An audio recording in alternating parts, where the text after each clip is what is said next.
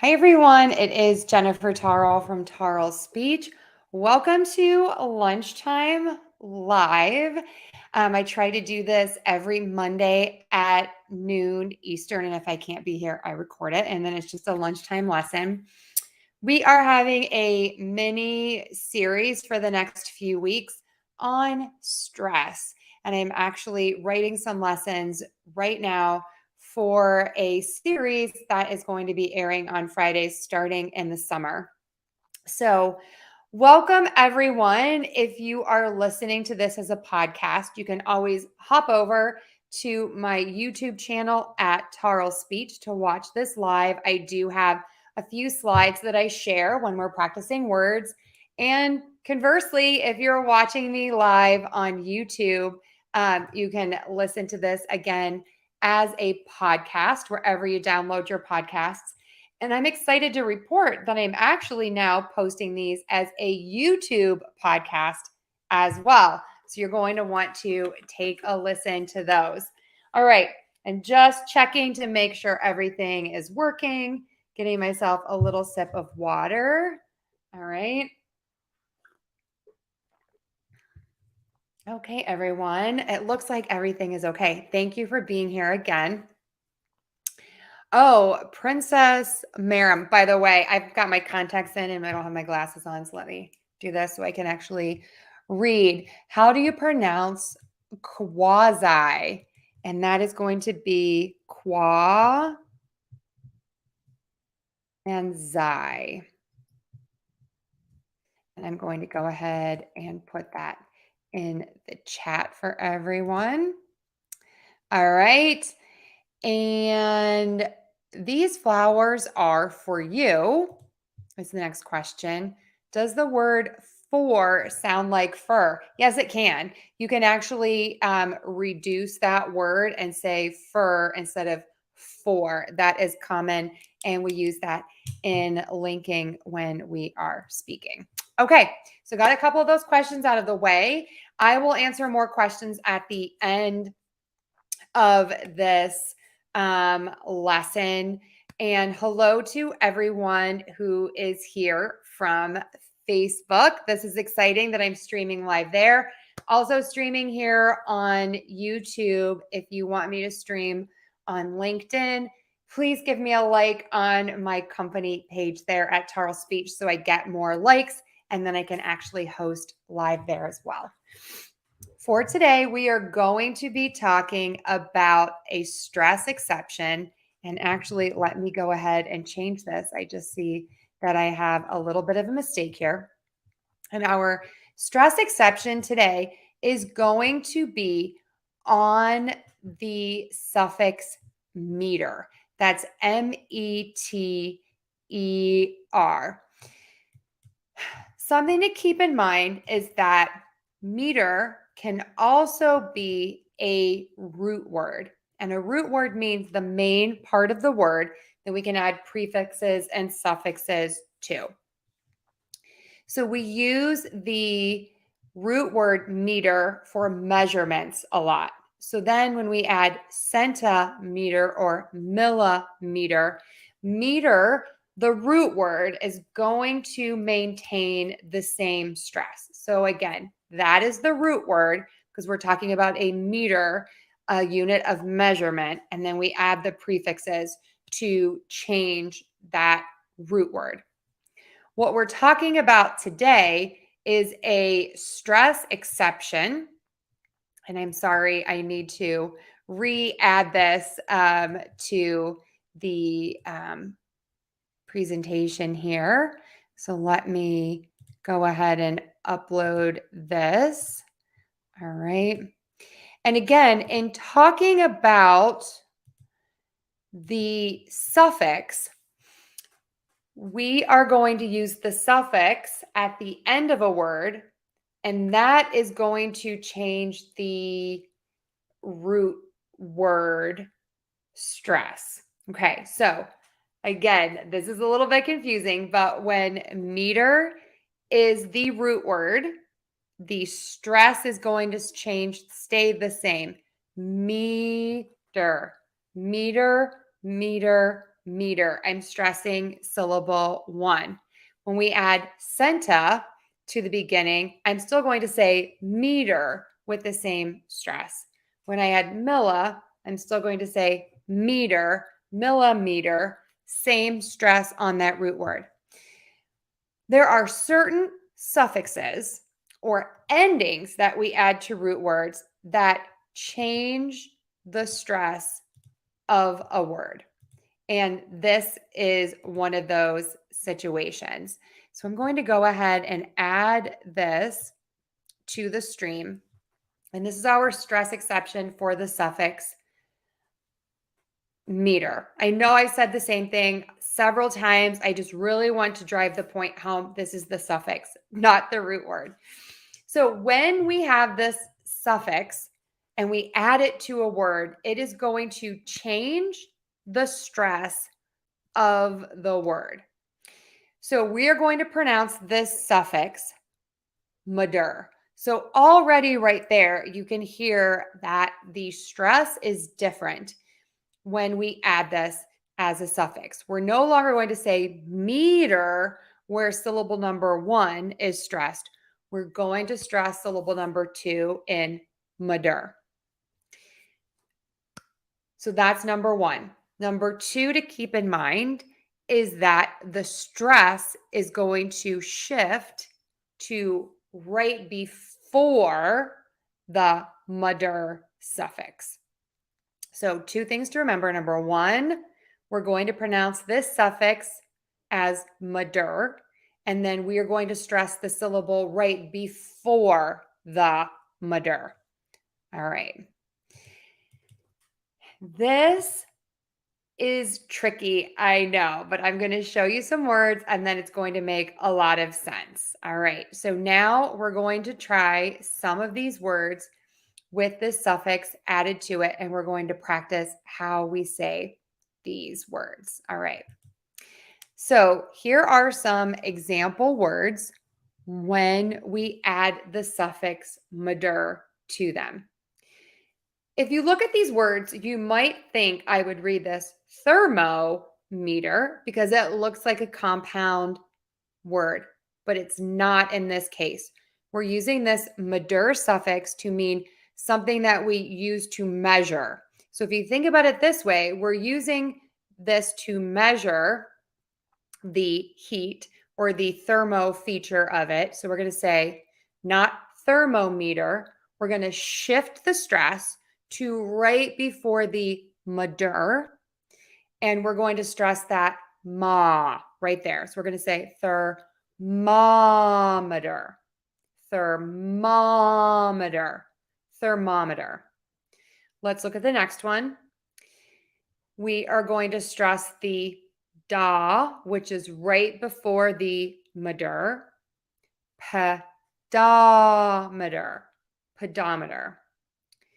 Again, next word, we're stressing right before the madur, and we're going to stress the da-meter, odometer, odometer. For the next word, we're going to stress again right before the madur, the dom, speedometer, speedometer. And for our last example, we are going to stress the rom in barometer. So we have thermometer, pedometer, odometer, speedometer, barometer. I'm going to read those one more time, and then I'm going to have you all practice those. We have thermometer, pedometer, odometer, speedometer, and barometer. Go ahead and give those a try.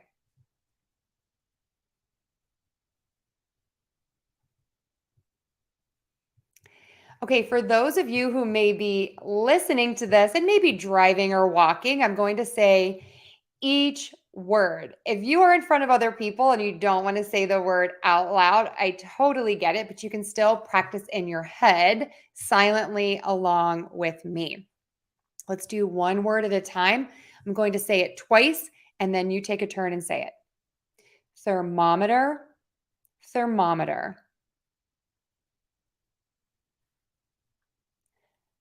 pedometer, pedometer,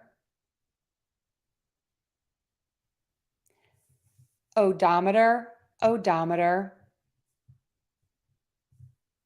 speedometer, speedometer, barometer, barometer. Let's do two at a time. Thermometer, pedometer, odometer, speedometer, barometer. And last time through, thermometer, pedometer,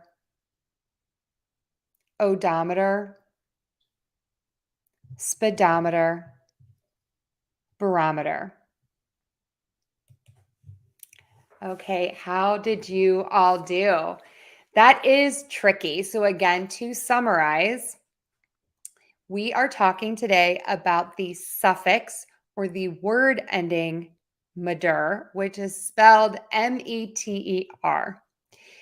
If we see meter as a word alone or as a root word, the main part of a word, we are going to pronounce it meter. So the stress is changing from meter as the suffix to meter as a true word or a root word. When we add prefixes to the word meter, meter stays the same. The suffix does not change. And we see this in centimeter and millimeter. And then we would pronounce the suffix as meter and stress right before the meter. And we would use that in words like thermometer, pedometer, odometer, speedometer, and barometer. All right. So that is it for the lesson. I'm trying to keep these a little bit shorter per your request. So now I'm going to go ahead and open up to questions whenever you're ready. So I see some more people trickling in. Wonderful. There's also a slight lag with when you post your question to when I can see it. So I'm going to wait just a few minutes here. Okay, there we go. Things are popping up now. All right. This is from someone. How do you pronounce the word carousel and what does it mean? Do Americans use this word? Number one, yes, we do use this word. We also call it a merry-go-round. And a carousel is the ride that we usually see in amusement parks or in parks where you have horses or animals that children sit on, and there's music playing, typically on an organ, and the ride is just going around and around in a circle. So we're going to pronounce this with the schwa carousel, carousel, carousel. So I used to love to ride the carousel, but now the carousel makes me dizzy. That is a true story. So, all right. Thank you so much, someone. And Rodrigo, oh, you sent me a great question. I was writing some scripts today on homophones, and you sent me some words to see if I had them. I haven't gotten back to you yet. I don't think so, but I am using some of those homophones as scripts. So hello to you in Brazil, and thank you so much. I'd love to come and visit your beautiful country. All right. And someone, oh my goodness, this question, write it and write it. Whew, this is a difficult one. Okay. So they can be equal, but typically we stress the word right and ride. So I do hear these being pronounced differently as write it, write it, write it, as opposed to ride it, ride it, ride it. This is a super subtle difference because when we say write it and we link that T to the vowel, it becomes a flap T, that super fast D sound. Ride, already has that D sound, and we're going to link it to the it. The subtle difference that I hear as a native speaker is I think that the vowel in that ride word is slightly longer than in right. So I hear them as being different some of the time, not all of the time. If people are speaking quickly, then they would both sound exactly the same. So if you say, I'm going to write it versus I'm going to ride it, and you make them exactly the same, I'm going to write it, I'm going to ride it, meaning my bike, you can pronounce them the same and people are going to understand you. All of my lessons and just in life in general, I'm all about making it work. In the words of Tim Gunn, if you don't know who he is, he was on a TV show. And I think just do whatever it is to be clear and understood. So you can say them the same way. All right. Hello to Jay. Okay, Nabil, hello. How to pronounce the word water in the American accent. All right, so I'm going to multitask here and I'm going to put these links in here for you. And the word water in English, I do have a lesson on this. And I actually pronounce the word water bottle. So again, this is the link right here for water bottle. I just posted that in the chat. And in English, we are going to say der at the end of the word water, water, water, water, water. So think about that as being spelled like water. Okay, so I hope that helps. That is water. Okay, and hello. How do we pronounce started is I think the question here. And we would pronounce that word like star and then add a did at the end. Started, started, started, started, started. Make sure you move your mouth for that R, that vowel there. R, started. All right. To move back up here. Hello, Diego in Bolivia. Okay, another word, another question from Rodrigo. Can you think of words with shiftable stress like employee, stress on the first syllable, and stress on the last syllable? Okay, so I'm actually writing a script for this. So we would say employ, employ, employ, but then employee, employee, employee. So I did a class last week, 2 weeks ago on stress at the end of words. And that is the case where we would stress that employee, we'd add that extra stress there as opposed to employ, employ, employ. Again, sometimes there are two stress points in a word, primary and secondary. So oftentimes you may hear people stressing two syllables as opposed to one. I hope that answered your question. If I didn't, let me know. All right, that was from me. That was from me. Okay. Some people say water with an R and some say it with no R. Correct. You do hear variations of people saying water with a more unrelaxed R or wada. There are definitely regional variations. There's no real specific, I guess, correct. I would say that there is a more traditional American pronunciation with a stronger R at the end. And in the British pronunciation, it's a less strong R. And so that may be what you're hearing is that British water. All right. And I think I already answered this question. Can I think of any other words? Oh, I'm sorry. Let's see. We would do Japan and then Japanese, and we would shift that stress. Same thing with cigar and then cigarette. So lots of those endings. Let me see if I can find that video for you. Stress at the end. This might be it. Yes.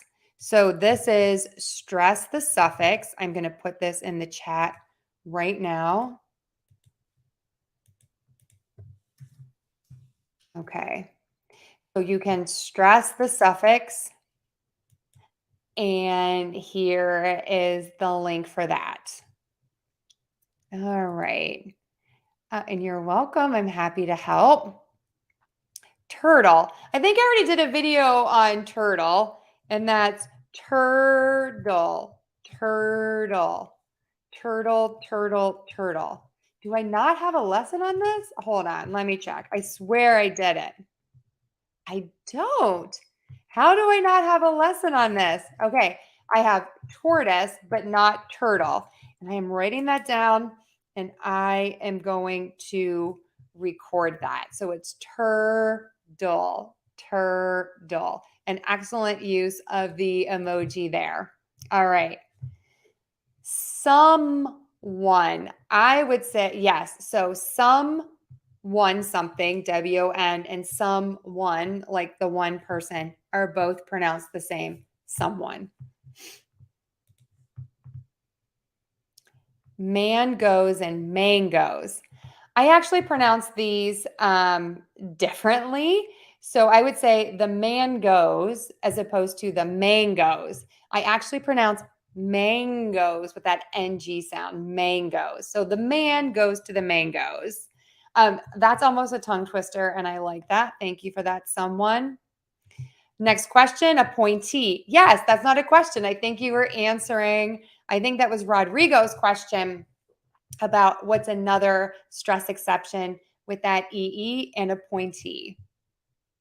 So thank you for helping others. All right, and that was mine. Can you tell me why we say an R, not a R? Oh, because we use an before a word that starts with a pronounced vowel. It's not about writing, it's about that pronunciation.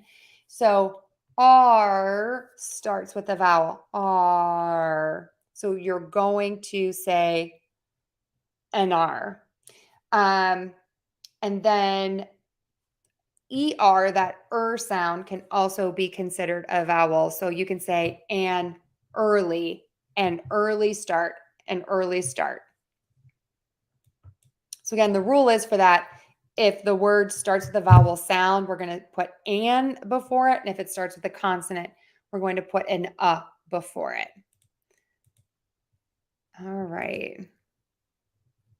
And I did the mangoes question already. How do you pronounce the word seldom? Do Americans ever use that word, or is it obsolete? No, I actually use the word seldom a lot, I think. Seldom. I seldom do that. I seldomly do that. Yeah, I still hear people use it. And I would say seldom with dumb at the end, not dom, seldom. All right. Did I miss anyone's current questions? I don't think so. All right. Oh, I'm going to wait just about one more second. I'm going to give you some brief info before we wrap up here. And then I will answer questions. Okay.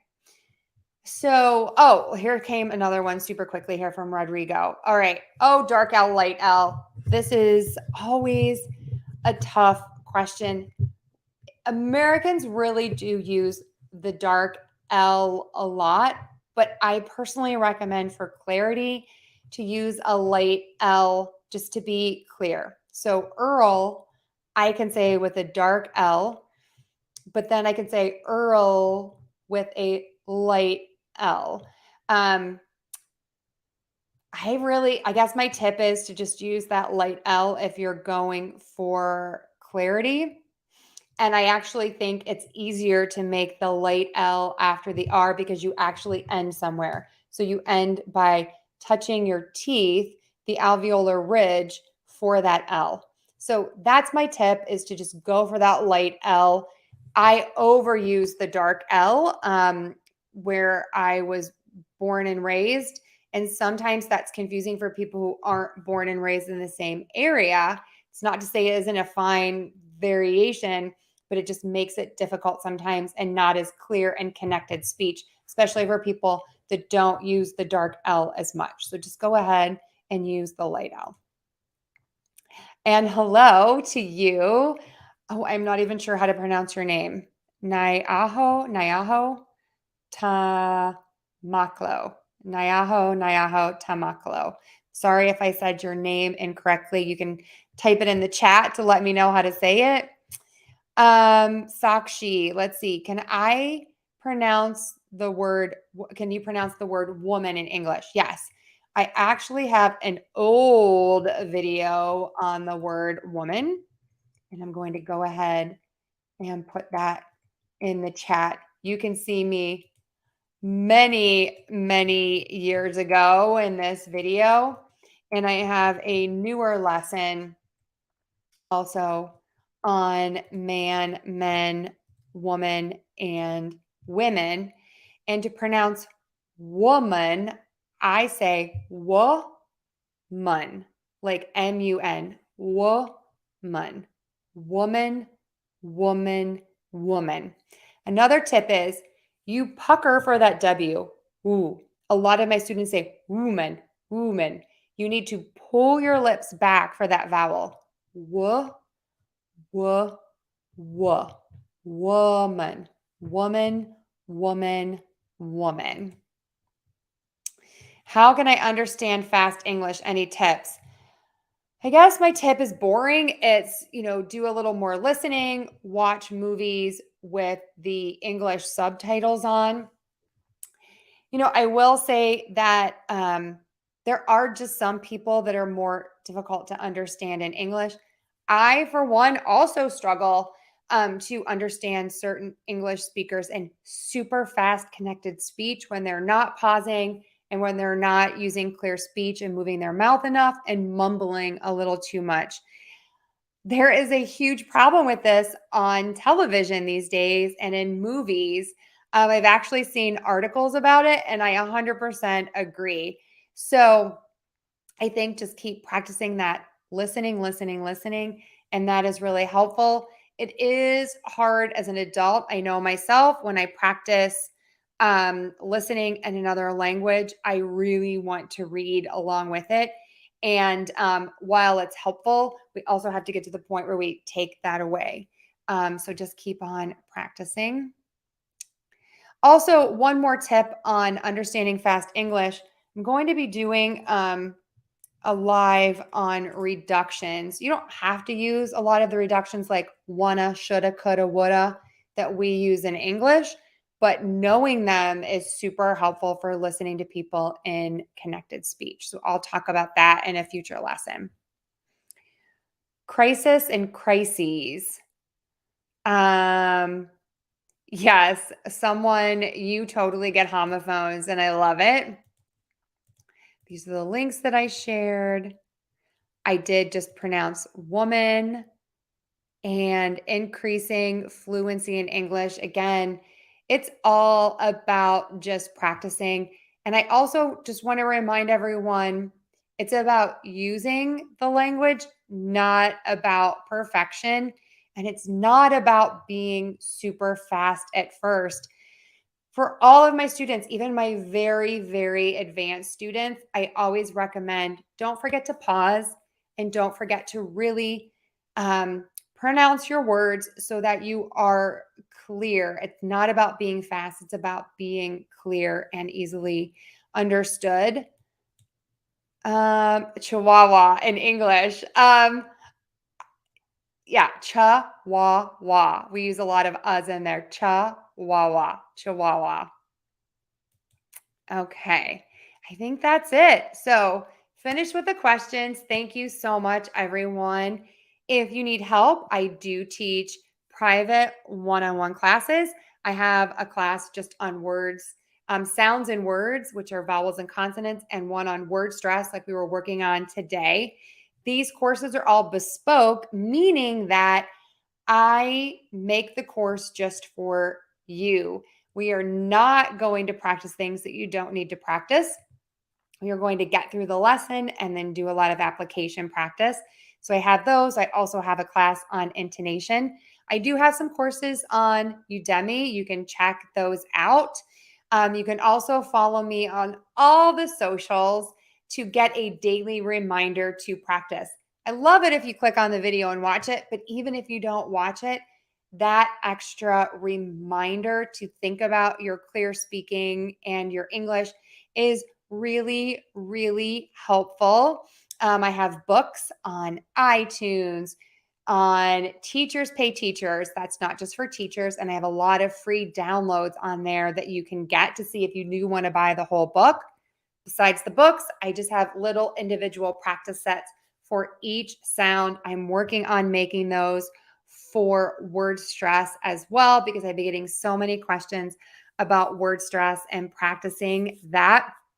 You can find all of my details in my link tree that is in the section below the video, and it's also listed on the podcast homepage. Listen to this as a podcast if you're interested, wherever you get your podcasts, and now on YouTube podcasts. You can check that all out there. So thank you so much. It's been my pleasure to have you all here. I do see that a few questions just came through. I have a video on literally. I'll put that in the chat. My live classes are every Monday. I have a video on weave. You can check out my page on that. And do not ever be sorry for saying that your English isn't great. You are doing a great job if you are here and you are writing and you are speaking in English. Mistakes are great. It helps us learn. No worries if you're not 100% sure on how to say something. I'm good at translating and I'm happy to help with giving some corrections. And we're going to end on this one. I want to thank all of you for all of your kind comments.